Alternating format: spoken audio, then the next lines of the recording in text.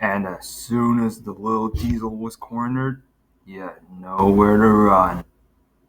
And when the little tank engine walked up to him, that's when it all went down. The infection of the stupidity got to the little diesel, and then the infection spread it all over the world, which means everyone in the entire world went stupid. And that's the story of the stupidity infection. Alright, what did you guys think of that story? I think it was awful. Or should we say stupid? Alright, that's it. I had enough of you two. You you two are gonna get it. I swear. And Lars, you better shut up. Make me bozo. Alright, that's enough. You guys better stop fighting. Especially you, Lars. Sorry, Bruce. There. Anyway, Chris, that story wasn't too bad. It was okay. Well, Omar, you got a scary story to tell us? Nope, I got nothing. What about you, Simon? Nah, got nothing. Daniel, what about you? Nah. Anderson? Nope. I mean, I can think of one story. Oh, I can think of another story. Lars, you already went. Oh, man. I got a story. You do, Renaldo? Yep. And it's about my life. Oh, then go ahead. Tell us. Alright. But I must warn you. What you're about to hear is something that you've never heard before. Anyway, this is my side of the story. The story of how I became the Red Comet.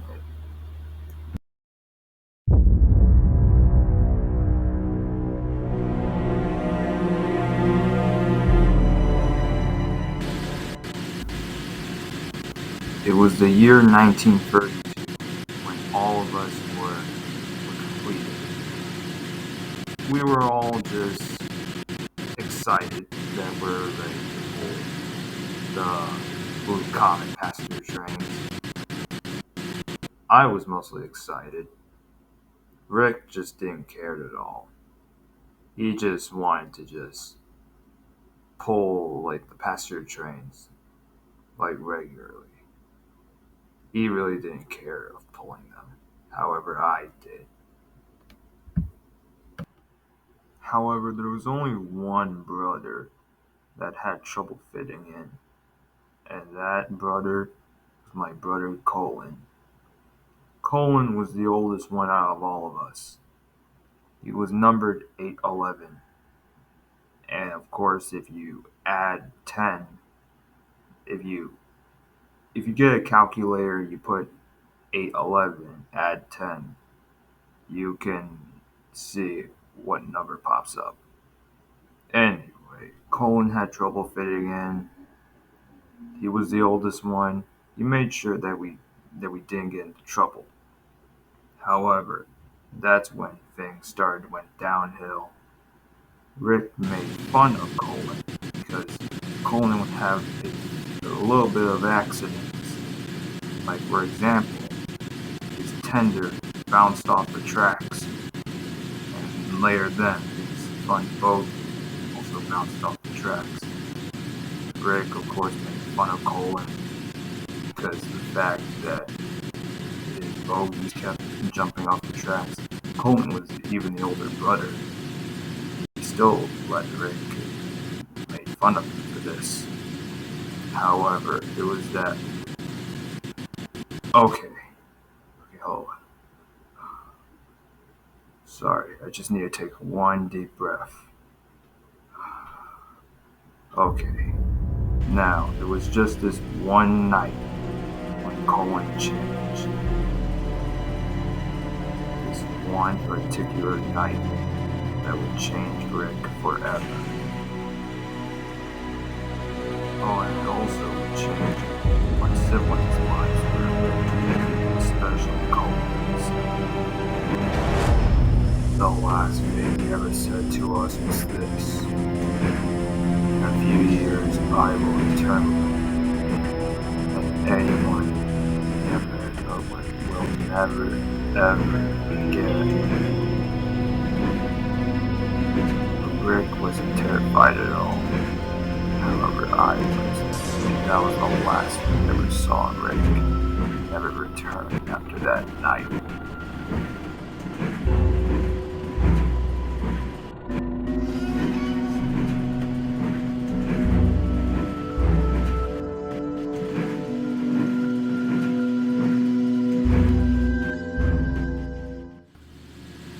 The next morning, we recently got some bad news about Colin. The last night, when we were coming after the train, turns out he committed suicide. He was going at high speeds, not stopping at all. But that was when he fell off a small little bridge, but got some serious, horrible injuries that killed him. When me and Rick heard the news, we were devastated. I was mostly devastated while Rick was focused on other stuff. After that, Rick told me that the manager wanted me to go somewhere in New Jersey, and I was confused of where to go. But then Rick told me where to go to, and apparently Rick said that the manager wanted me to go to this certain place for reasons that I should not know until I'm ready to know.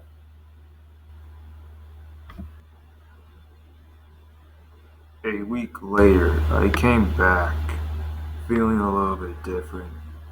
I told my brother, Brandon, Jay, and Rick that I was only gone for a week and that I was taken to a workshop as in project. Basically, I told Rick and Brandon that they replaced my old parts with new parts.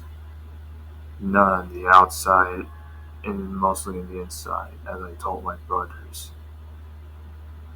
Brandon was glad that I accepted the request of getting a new rebuild. However, Rick was jealous.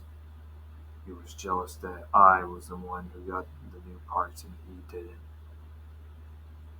That night later, I was heading back to the rail yards, but I soon stopped because I needed to take a few breaths, and besides, I was exhausted from the fact that I got my new parts. All of a sudden, an engine that looked similar to me came out of nowhere, was just staring at me. He had no face, but he had red eyes. I couldn't see his face at all. He stared at me. He literally stared at me. He kept staring. All of a sudden, everything went dark and it disappeared. But when I blinked, he reappeared, but instead, he was charging at me at full speed. And as he charged at me, everything went dark. I shut my eyes as he charged at me. But when I opened my eyes, he was gone. I don't know where he went. But all I know is that this is how it all started. How I became the Red Comet.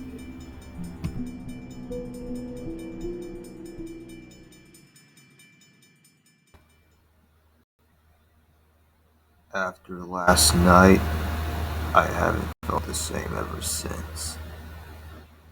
Hell, I didn't even feel like my usual self anymore. And of course, Rick came up to me and teased me. He made jokes and just made fun of me just because I'm not in the mood. At that point, I lost my patience. So I decided to do one thing: cuss at Rick. Yup, think of any cuss word right now. The F bomb, the S word, all those words. I said it towards Rick. Rick got mad at me and he threatened me by beating the crap out of me. But then he didn't expect what I did next. I took him and I threw him off a small bridge. Rick didn't have any serious damage, but he still got a little bit of damage. After I threw him off that small bridge, things started to change. I started to change. At that point, I didn't feel the same how I was before.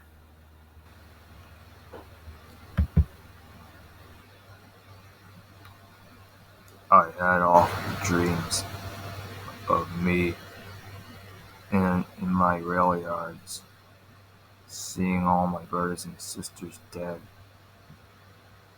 And at one point, I had one dream where I encountered the mysterious figure. I later found out that was my brother Colin.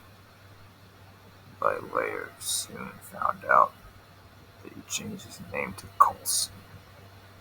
I have no idea why, but he changed it for some reason. After those horrible dreams, I completely lost it. I took matters into my own hands. Hell, I even went to kill other engines, like the New York Central Hudsons. Most importantly, my brother's friend, which was the Pennsylvania Railroad's S1 duplex. I nearly killed the S1 by throwing 4 boxcars at her, but luckily I didn't kill her, which was good because if I did kill her, I would never forgive myself. I was so relieved that I didn't kill her. The only reason why I was relieved because the S1 was friends with my brother named Bill.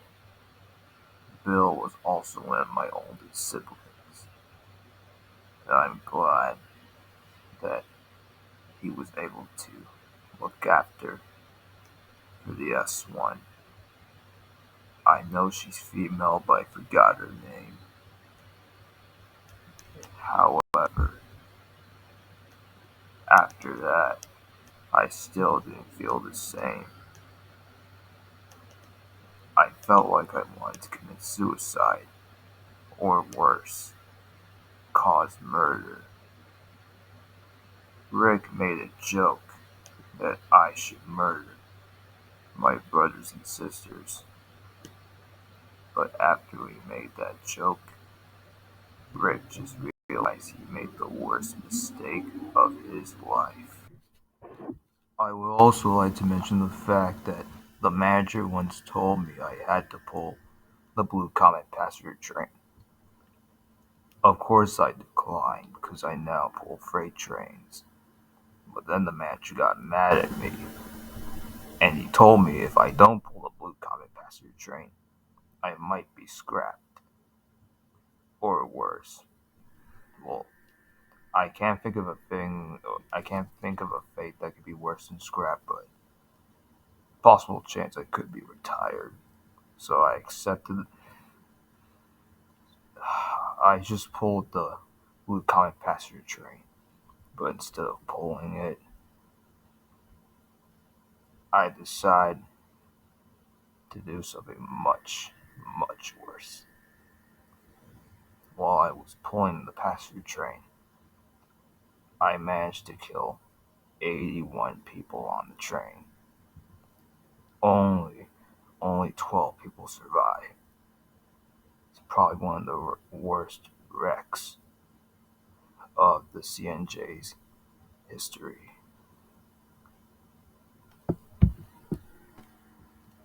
After my accident, when I killed 81 people and jumped the tracks on a tight curve, I got even more worse.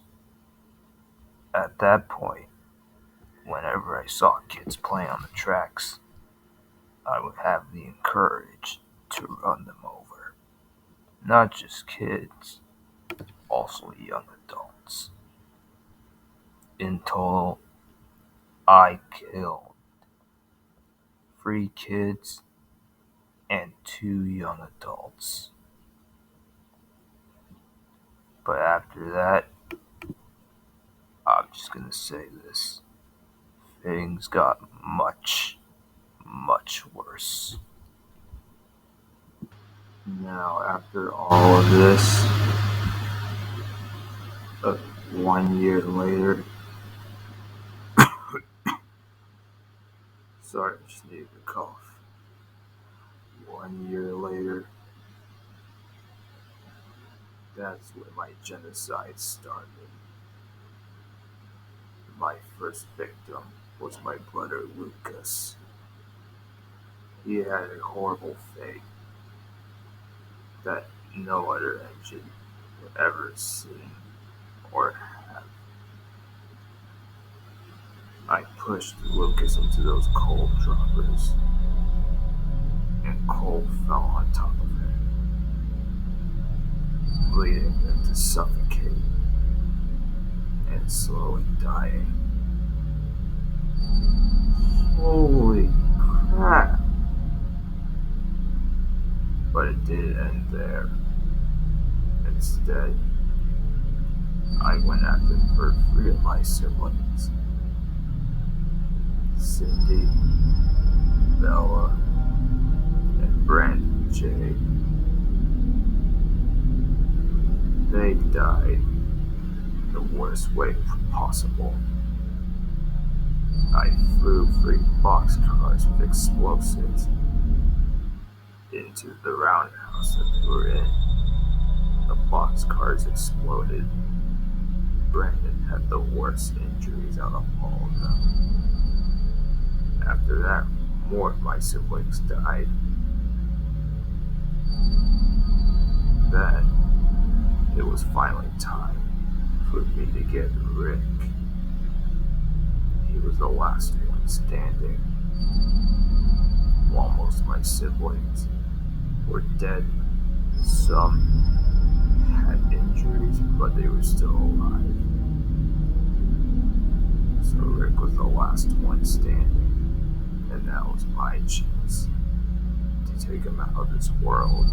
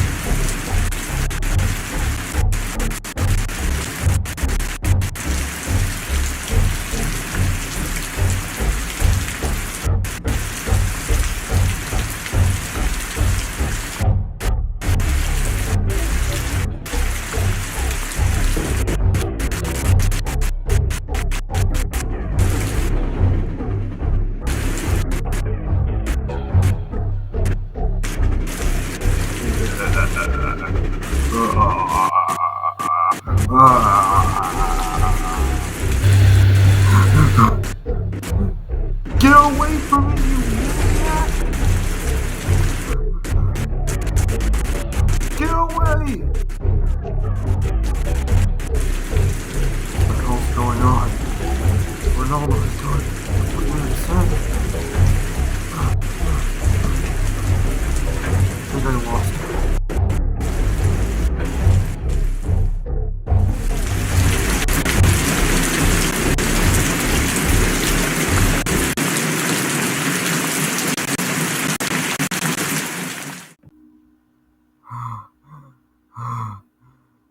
What the hell was that? I don't know, Rick, but I think we lost him. Yeah, I think so too. Okay, now that we lost him, maybe I can get a chance to make a run for it. But to where, Rick? Probably onto a turntable.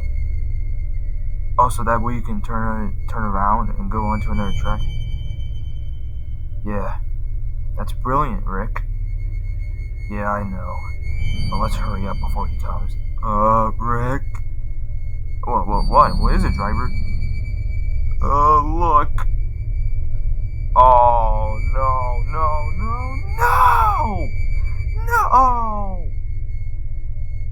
How did he find me?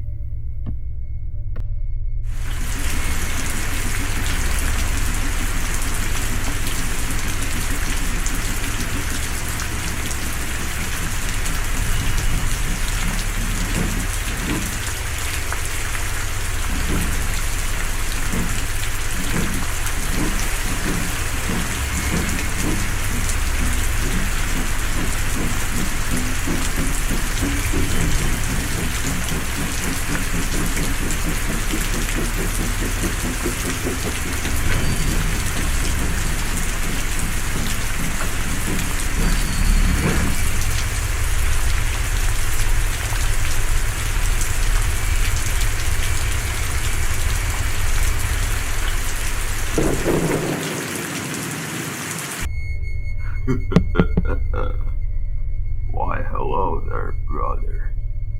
Got nowhere to run. I see. Renaldo, what has gotten into you? Have you lost your mind? Why are you doing this? Look, if it's the fact that I made a joke that you should kill all your siblings, that was just a joke. Why are you laughing? Look, Renaldo, please. I didn't mean any of... I just didn't mean what... Just please let me live. I don't deserve this. Renaldo is no more, brother. The Red Comet is what remains.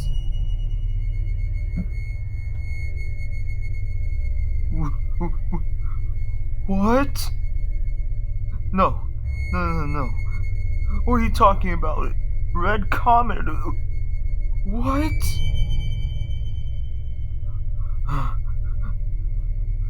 If you're not Renaldo, then who are you? Who are you? What have you done to him? You really don't know who I am.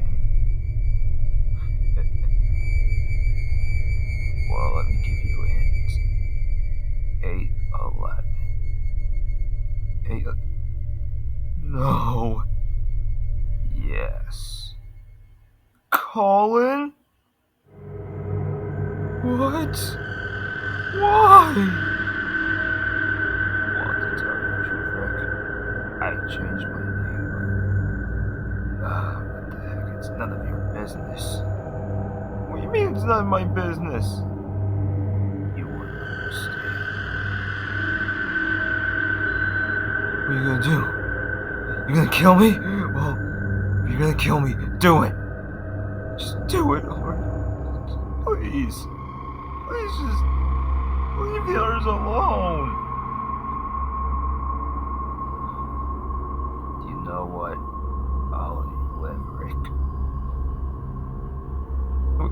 What? You seem too scared and too terrified to understand what's going on. And plus, this is you have all of this to take in. So, I'll let you live. For now. But I'll be back. And I'll make sure that you are dead this time. Goodbye, Rick. Wait, where are you going?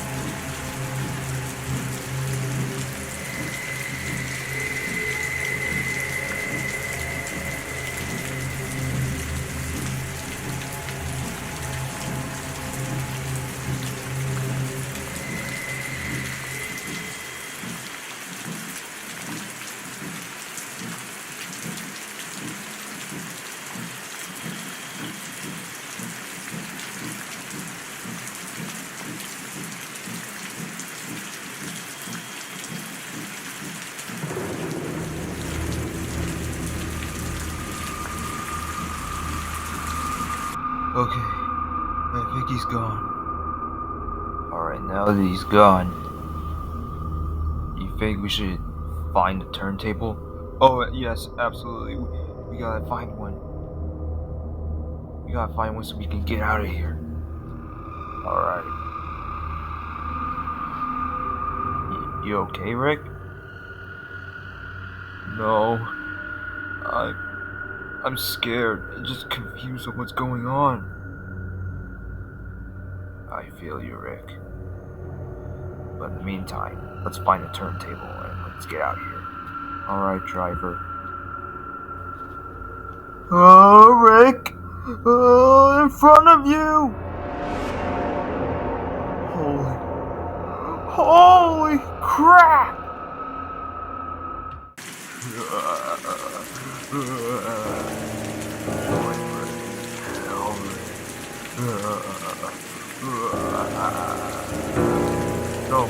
No, Renaldo, no!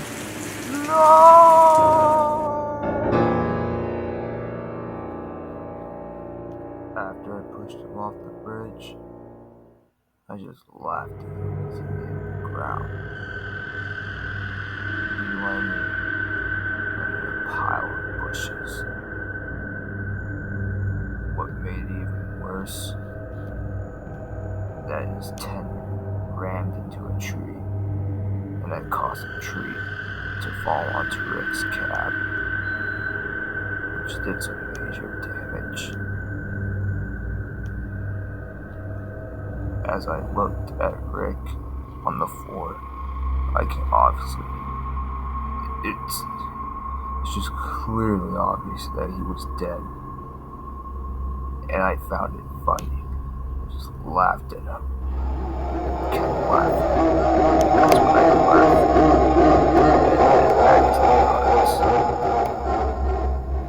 After I headed back to the yards, the manager wanted to see me.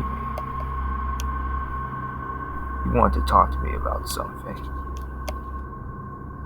The manager basically wanted to talk to me about my siblings. He told me that that since my siblings had tons of damage to their cabs, tenders, bogies, hell, even rods, and I was the only one in good condition, the manager decided that I would be sent for scrap metal. He didn't even thought of preserving me. He just wanted to scrap me because he had a feeling that I was the one who was murdering everyone. And of course, this made me mad. 2 days later, one night, I decided to run off, and so I did. The next morning, when the manager arrived, he saw that I was gone. The manager was furious to see that I was no longer in the sheds. After that, I just ran off. However, I later found out that only one sibling survived. Only one of my brothers made it out of my genocide. And this made me so mad. Years went on. No one ever found me. People thought I was dead. I was like a ghost engine, but I was still alive. But when the 1970s arrived, that's when I returned, only to cause terror to all railroads like Amtrak, the Santa Fe, the Burlington Northern. But in the 90s, I gave up on that life. I decided that I should not kill anyone anymore. And for a reason, I finally took care of that dumb, evil version of me, otherwise known as my brother. And when the early 2000s came, I became good, and I decided that I would find a new home, and that would make a change. I would live in a heritage railway or a steam program. And I would finally make a change. I'll prove that I'm not the same engine how I was before in the 50s. Holy crap. Renaldo, I'm sorry. I didn't know. We didn't know that you went through stuff like this. Yeah, I thought you were just an engine that just hated yourself. Yeah, I thought you were emo, but now hearing this, you've been through a lot. It's okay, Renaldo. You have us. Thanks, guys. It's getting dark. We should head back. Well, mainly you, Omar, and you, Anderson, and you, Simon. Oh, also you, Daniel. Nah, I'll probably stay here for the night. Yeah, same. I'll stay here for the night as well. I'll just head back home. You coming, Simon? Yeah, I'm coming. Alright then. Good night, everyone. Night, Renaldo. Night.